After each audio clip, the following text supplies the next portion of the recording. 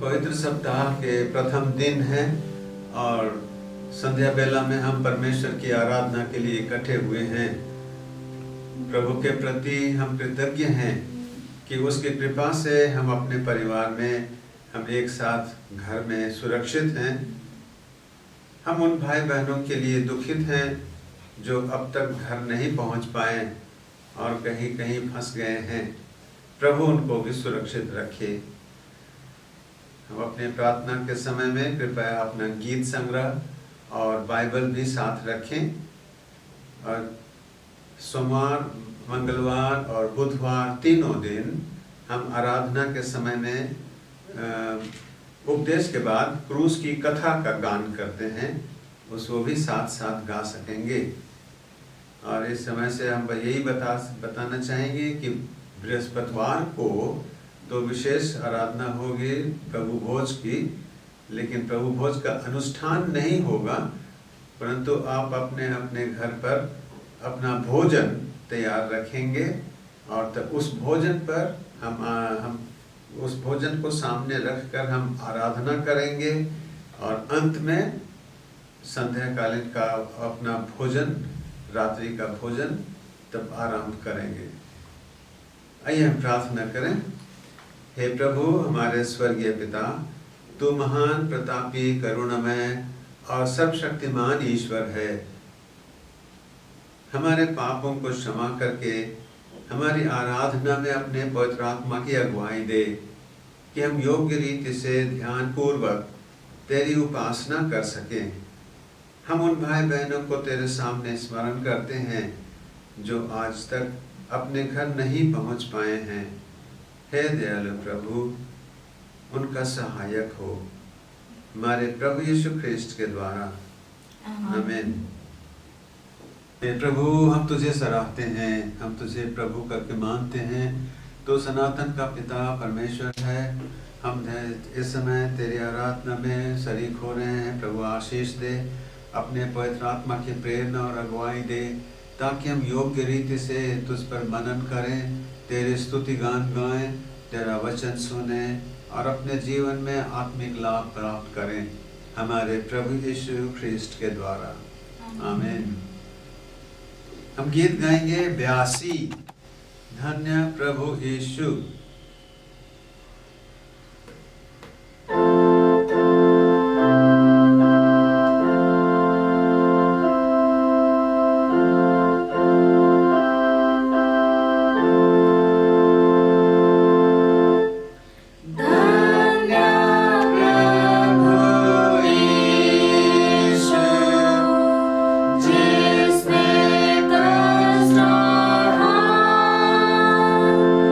So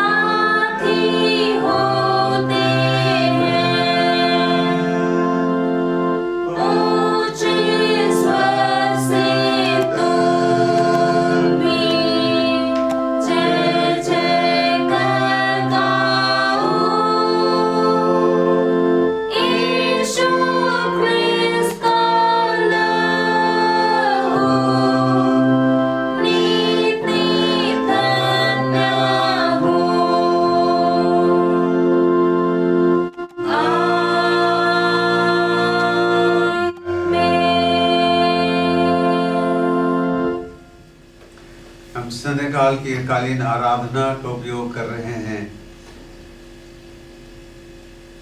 हे मेरे प्राण, प्रभु का गुणगान कर। मेरी आत्मा अपने उद्धारकर्ता परमेश्वर से उल्लसित है।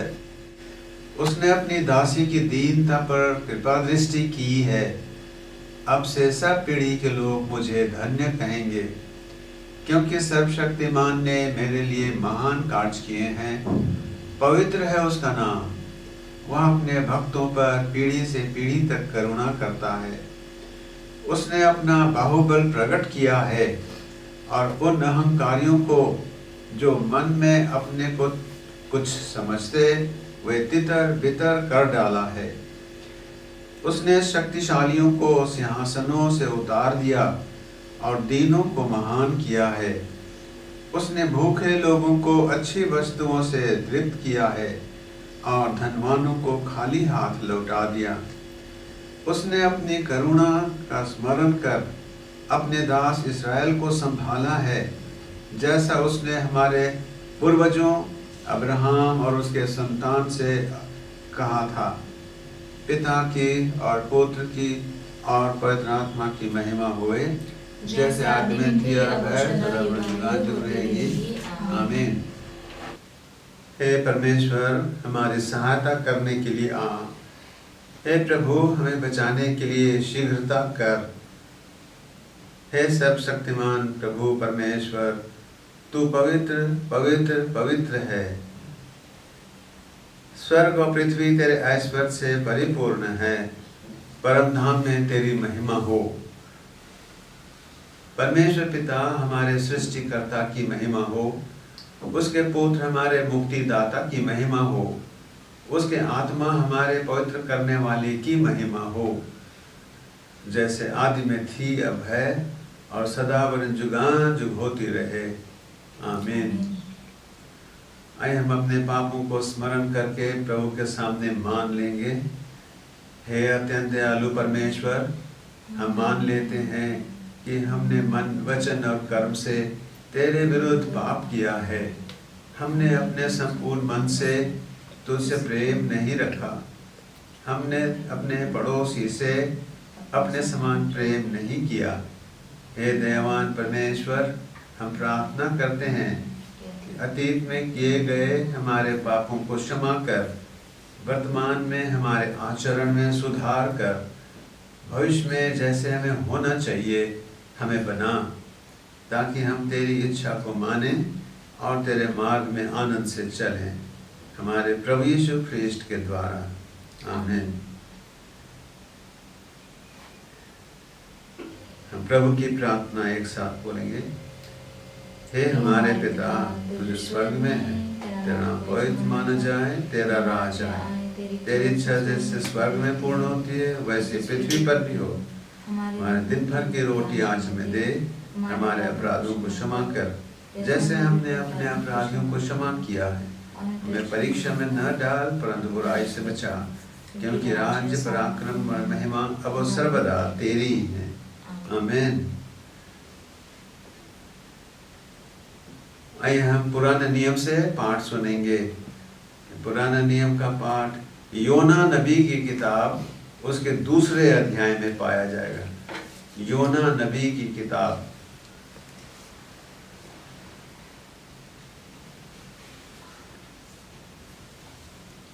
आज का पहला पाठ ठहराया गया है योना नबी की किताब 2 उसका 1 से 10। योना नबी की किताब 2 उसका 1 से 10।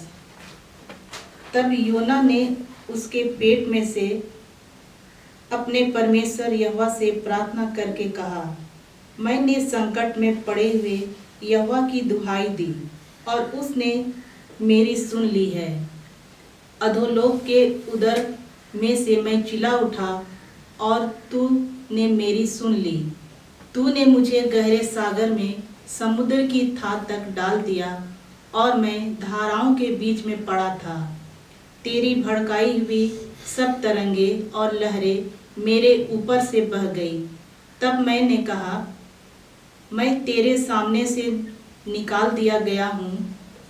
कैसे मैं तेरे पवित्र मंदिर की ओर फिर ताकूंगा। मैं जल से यहाँ तक घिरा हुआ था कि मेरे प्राण निकले जाते थे। गहरा सागर मेरे चारों ओर था और मेरे सिर में सिवार लिपटा हुआ था। मैं पहाड़ों की जड़ तक पहुँच गया था। मैं सदा के लिए भूमि में बंद हो गया था। तो भी हे मेरे परमेश्वर यहोवा, तूने मेरे प्राणों को गड्ढे में से उठाया है। जब मैं मूर्छा खाने लगा तब मैंने यहोवा को स्मरण किया और मेरी प्रार्थना तेरे पास वरन तेरे पवित्र मंदिर में पहुंच गई। जो लोग धोखे के व्यर्थ वस्तुओं पर मन लगाते हैं वे अपने करुणा निधान को छोड़ देते हैं, परंतु मैं ऊंचे शब्द से धन्यवाद करके तुझे बलिदान चढ़ाऊंगा। जो मन्नत मैंने मानी उसको पूरी करूंगा। उद्धार यहोवा ही से होता है। तब यहोवा ने मछ को आज्ञा दी और उसने योना को स्थल पर उगल दिया। यह परमेश्वर का वचन है। परमेश्वर का धन्यवाद।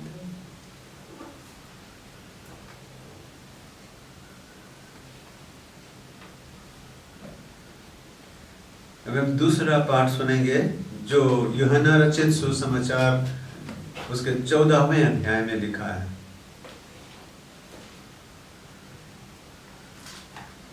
अभी के लिए ठहराया गया दूसरा पाठ वचन यूहन्ना रचित सुसमाचार 14 अध्याय 15 से 31 पद तक। यूहन्ना रचित सुसमाचार 14 अध्याय 15 से 31 पद तक। यदि तुम मुझसे प्रेम रखते हो तो मेरी आज्ञाओं को मानोगे। मैं पिता से विनती करूंगा और वह तुम्हें एक और सहायक देगा कि वह सर्वदा तुम्हारे साथ रहे, अर्थात सत्य का आत्मा, जिसे संसार ग्रहण नहीं कर सकता क्योंकि वह न उसे देखता है और न उसे जानता है। तुम उसे जानते हो क्योंकि वह तुम्हारे साथ रहता है और वह तुम में होगा। मैं तुम्हें अनाथ नहीं छोड़ूंगा। मैं तुम्हारे पास आता हूँ और थोड़ी देर रह गई है कि फिर संसार मुझे ना देखेगा, परंतु तुम मुझे देखोगे, इसलिए कि मैं जीवित हूँ और तुम भी जीवित रहोगे। उस दिन तुम जानोगे कि मैं अपने पिता में हूँ और तुम मुझ में और मैं तुम में। जिसके पास मेरी आज्ञाएं हैं और वह उन्हें मानता है वही मुझसे प्रेम रखता है, और जो मुझसे प्रेम रखता है उससे मेरा पिता प्रेम रखेगा और मैं उससे प्रेम रखूंगा और अपने आप को उस पर प्रकट करूंगा। उस यहूदा ने जो इस्करियोती ना था उससे कहा, हे प्रभु, क्या हुआ कि तू अपने आप को हम पर प्रकट करना चाहता है और संसार पर नहीं?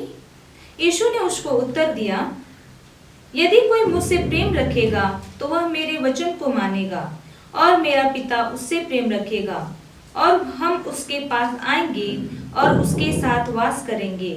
जो मुझ से प्रेम नहीं रखता वह मेरे वचन नहीं मानता, और जो वचन तुम सुनते हो वह मेरा नहीं वरन पिता का है जिसने मुझे भेजा। ये बातें मैंने तुम्हारे साथ रहते हुए तुमसे कही, परंतु सत्य अर्थात पवित्र आत्मा जिसे पिता ने मेरे नाम से भेजेगा वह तुम्हें सब बातें सिखाएगा, और जो कुछ मैंने तुमसे कहा है वह सब तुम्हें स्मरण कराएगा। मैं तुम्हें शांति दिए जाता हूँ, अपनी शांति तुम्हें देता हूँ। जैसे संसार देता है मैं तुम्हें नहीं देता। तुम्हारा मन व्याकुल ना हो और ना डरे।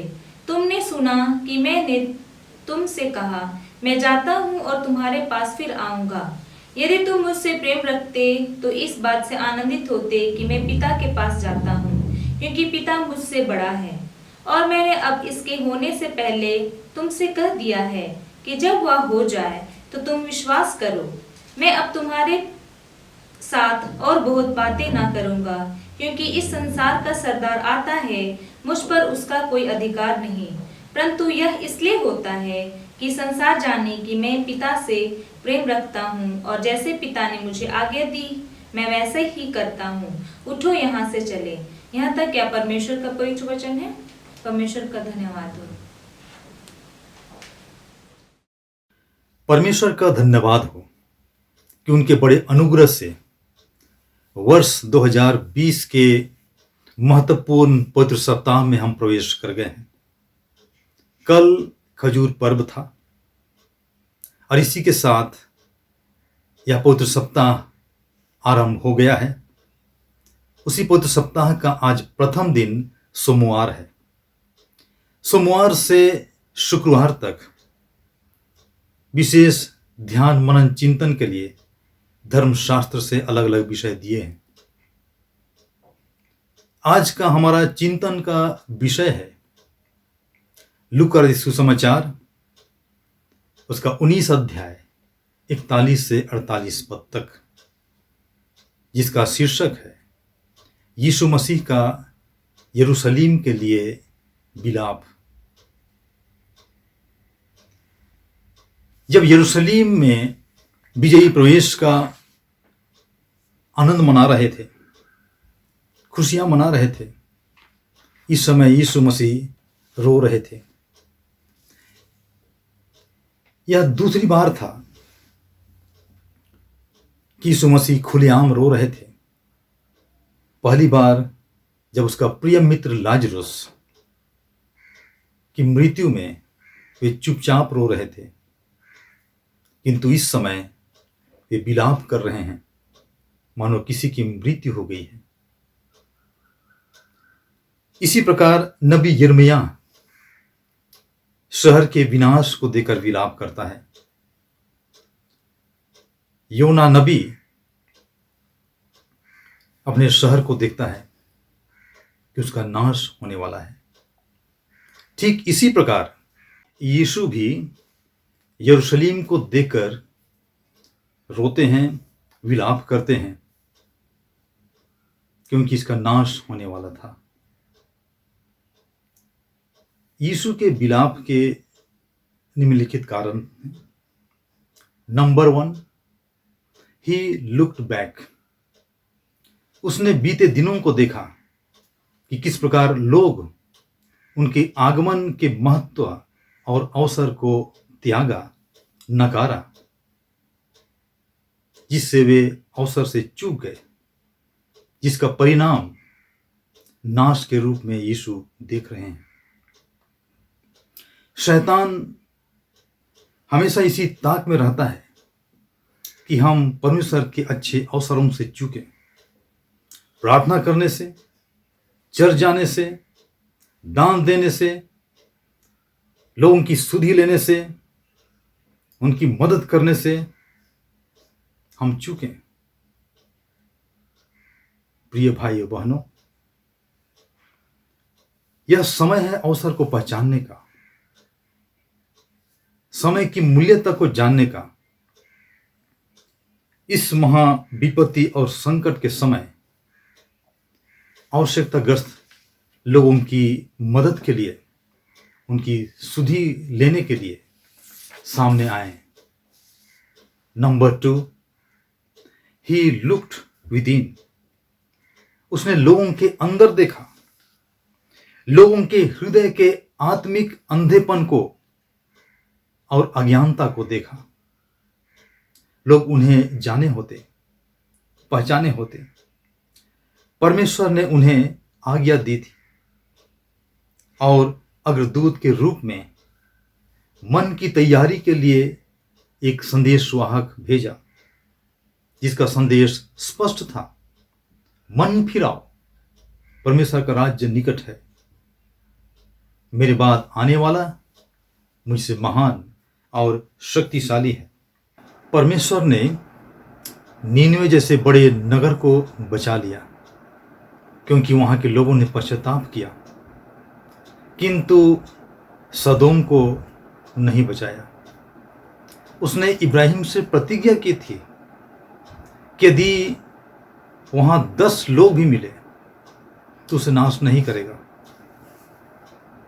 किंतु इतने बड़े नगर में 10 लोग पश्चाताप करने वाले, प्रार्थना करने वाले, परमेश्वर का भय मानने वाले, व्यवस्था का पालन करने वाले भी नहीं मिले, जिसका परिणाम नाश। सबसे पहले आत्मिक नाश, उसके बाद तो सर्वनाश निश्चित है। संत पौलुस 2 कुरिन्थी उसका 6वां अध्याय 2 पद में कहते हैं कि देखो आज प्रसन्नता का दिन है, देखो आज उद्धार का दिन है। कल तक बहुत देर हो सकती है, इसलिए स्वयं को देखने और बदलने की आवश्यकता है। Number 3, he looked around. यीशु धार्मिक क्रियाकलापों को देखते हैं, किंतु उनमें धार्मिकता नहीं दिखती। मंदिर चोर डाकुओं का खो बन चुका था। धार्मिक अगुए उसे मार डालने का षड्यंत्र रच रहे थे। शहर पूर्ण रूपेण तीर्थ यात्रा का स्थल बन चुका था। लोग त्योहारों को अधिक महत्व दे रहे थे। लोग पाप और समस्याओं के बोझ में जी रहे थे। आज भी चर्च के अंदर ईश्वर के लोग की तरह होते हैं, किंतु बाहर पता नहीं किसके लोग हो जाते हैं। We become a good Christian inside the church, but we lose our identity outside the church. हमारे कथनी और करनी में समानता हो। दो राहें पर खड़ी जिंदगी खतरनाक होती है। हमें निर्णय लेने की आवश्यकता है। Number 4, he looked ahead. उसने आगे देखा। उसने शहर को देखकर रोया कि भयंकर न्याय होने वाला था। शहर और मंदिर नाश होने वाले थे। आखिर AD 70 में रोमी शासकों के द्वारा 143 दिन तक शहर में जुल्म ढाया जाता रहा। 6 लाख यहूदी मारे गए और हजारों कैदी बनाए गए। यह सब इसलिए हुआ क्योंकि परमेश्वर के पुत्र के आगमन का इनकार किया। उसके संदेश को ईश निंदक कहा गया। इन बातों के बाद यीशु मंदिर की सफाई करते हैं। वे मंदिर में प्रवेश करते हैं तो अचंभित हो जाते हैं, क्योंकि वह स्थान व्यापार का केंद्र बन चुका था। मंदिर की नींव विश्वास पर की गई थी। अब्राहम अपने बेटे को बलिदान के लिए ले गया था। बाद में वह स्थान अर्नोन नामक व्यक्ति के अधीन था, जहां पर उसका खलिहान था। उसी स्थान पर राजा दाऊद ने परमेश्वर के लिए एक वेदी बनवाई और बाद में उसी स्थान पर राजा सुलेमान ने एक मंदिर बनवाई। यह 30 एकड़ जमीन में मंदिर का परिसर फैला हुआ था। यहाँ लोग प्रार्थना के लिए एकत्रित होते थे। जो घटनाएं घट रही हैं वह अन्य जातियों के लिए बनी हुई स्थान थी।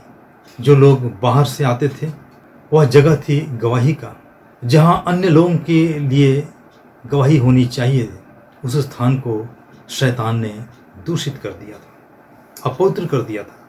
यीशु मंदिर की स्थिति को देखकर रिएक्ट किया। He reacted with righteous anger. यूहन्ना 2:15 के अनुसार यीशु ने चाबुक लिया, सबों को मंदिर से खाली कराया। क्रोध हमेशा हानि ही करता है। यहां पर यीशु का क्रोध नियंत्रण में है।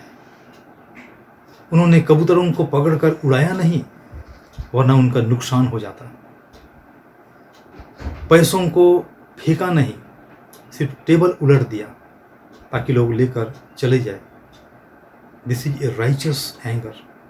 ऐसा करने के द्वारा वह मंदिर की सफाई नहीं कर रहा था, किंतु आराधनालय के लिए एक उपयुक्त स्थान तैयार कर रहा था। उसने कहा, लिखा है, मेरा घर प्रार्थना का घर है। My house is a house of prayer. Why prayer? Prayer changes things. प्रार्थना चीजें, परिस्थितियां बदलती हैं। धर्मशास्त्र में प्रार्थना के बहुत सारे प्रतिफल दिए गए हैं। जैसे इस्राएल के कुड़कुड़ाने और बुड़बुड़ाने के कारण परमेश्वर के न्याय की आग उन्हें भस्म करने वाली थी, किंतु नबी मूसा के प्रार्थना का प्रतिफल था कि न्याय की आग बुझ गई। एलिय्याह नबी के प्रार्थना का प्रतिफल था कि अहाब राजा के 450 झूठे नबी लज्जित किए गए और मार डाले गए। योना नबी के प्रार्थना का प्रतिफल था कि नीनवे शहर बचाया गया। दानियल के प्रार्थना का प्रतिफल था कि परमेश्वर ने सिंह के मुंह को बंद कर दिया। रोमी सरदार के प्रार्थना का प्रतिफल था कि परमेश्वर ने उसके बेटे को बचा लिया। नीरो राजा देश संपूर्ण मसीहों को समाप्त करना चाहता था, किंतु प्रार्थना का ही प्रतिफल था कि रोमी साम्राज्य का पतन होते चला गया। यह है प्रार्थना की शक्ति। प्रार्थना में अद्भुत ईश्वरीय शक्ति है। प्रार्थना का ही प्रतिफल है कि आज दुनिया टिकी हुई है, हम जीवित हैं। वर्षों से हम यीशु के संग संग चल रहे हैं, किंतु आज भी एक सवाल है कि हमने कितनों को यीशु के संग संग चलने के लिए प्रेरित किया, उन्हें लाया। आज हमारे मन में जो भी बिजनेस चल रहा है उसे शुद्ध करने की आवश्यकता है। मन मंदिर को प्रभु के योग्य वास स्थान तैयार करने की आवश्यकता है, इससे पहले कि प्रभु का कोड़ा उठ जाए। आइए हम प्रार्थना करें। महान जीवित अनुग्रहकारी परमेश्वर, हम हृदय से धन्यवाद देते हैं आपके जीवित सामर्थ्य वचन के लिए। प्रार्थना करते हैं कि यह वचन हम हर एक के मन, हृदय, आत्मा को शुद्ध और पवित्र करे, ताकि अपने जीवन में हम आपको प्राथमिकता दें। हमारे मन मंदिर में आपकी इच्छाएं, आपकी योजनाएं पूरी होने पाए, और हम हर एक के आदर्श मसीह व्यक्तित्व के द्वारा आपके नाम की महिमा हर परिस्थिति में निरंतर प्रकट होने पाए। धन्यवाद के साथ यह प्रार्थना उद्धारकर्ता यीशु के नाम से मांगते हैं, आमीन। अभी हम क्रूस की कथा गाएंगे। पहला खंड के बाद जो दूसरा खंड है वो मैं अकेले गाऊंगा, फिर तीसरा खंड सब साथ में गाएंगे, और फिर चौथा खंड अकेले मैं गाता हूँ, और अंत में पांचवा खंड सब लोग मिलकर गाएंगे।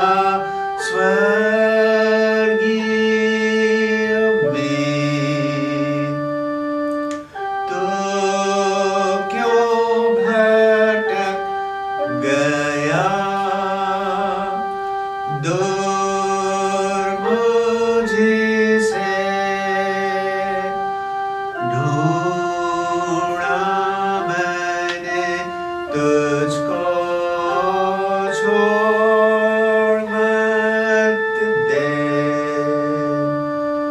तेरे ही लिए मैं घायल हुआ, मैंने प्राण दे तुझको मोल लिया। रो मत मेरे हेतु, बाल प्यारे, जोड़ कर संग होने को स्वर्ग राज में। हाँ, पीछे आऊंगा, प्राण के तारे, जीवन के क्लेशार्थ सब पार करके, क्रूस तेरा ढोने में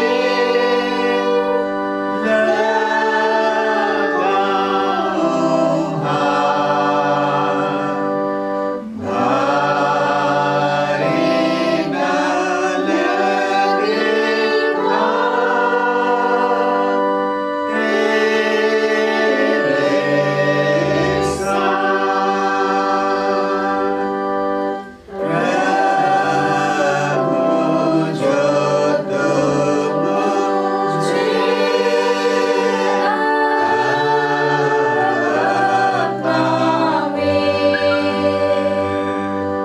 साथ रहे दूसरा सिवाय तुझे, बरदेगी तेरे पास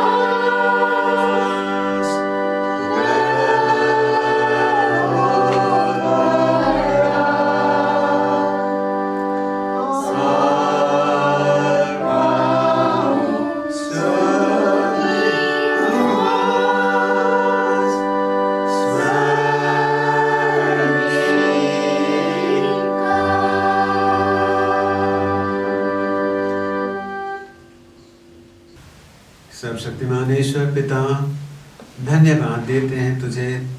तेरी कृपा से हम तेरी आराधना के लिए इस अवसर को तेरे सामने रखे। विनती करते हैं हमारी आराधना स्वीकार कर, हमें माफ़ कर, क्योंकि हम तेरी आराधनालय में नहीं जा पाए। और विनती करते हैं प्रभु, तेरी उपस्थिति हमारे घर पर बना रहे और हमारे जीवन में हमारे विचारों को तू ही नियंत्रण में रख, ताकि हम जो तेरी दृष्टि में उचित है उन्हीं बातों पर हम विचार करते रहें, तेरे साथ संगति बना कर रखें और तेरे सहयोगी में बनकर हम तेरी उपस्थिति में हम सदा सुरक्षित बने रहें, हमारे प्रभु यीशु ख्रिस्ट के द्वारा, आमीन। गीत 85। हाँ, यीशु तुझ पर दंड भी पड़ता है।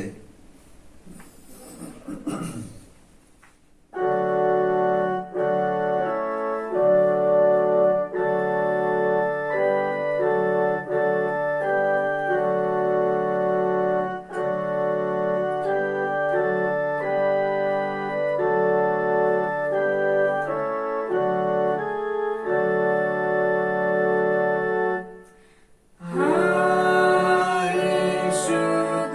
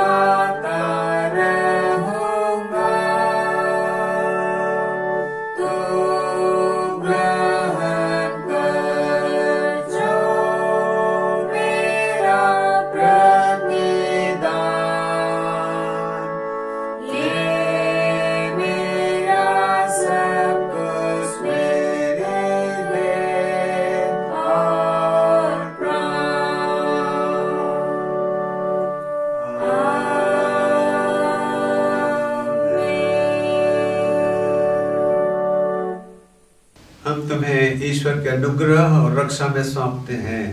प्रभु तुम्हें आशीष दे, तुम्हारी रक्षा करे। प्रभु अपना मुख तुम्हारी ओर करे, तुम्हें शांति दे, अब और सर्वदा। आमीन। यीशु सहाय। जैसा आज हमने आराधना की, कल भी और फिर परसों, अब जैसे हम आराधनालय में करते थे, सोमवार, मंगलवार, बुधवार, अब बृहस्पतिवार शाम की आराधना 5 बजे चलते रहेगी। और आप, उम्मीद है आप लोग भी उसमें भागी ले सकेंगे। घर पर ही रहिए और प्रभु यीशु के साथ सुरक्षित रहिए। धन्यवाद।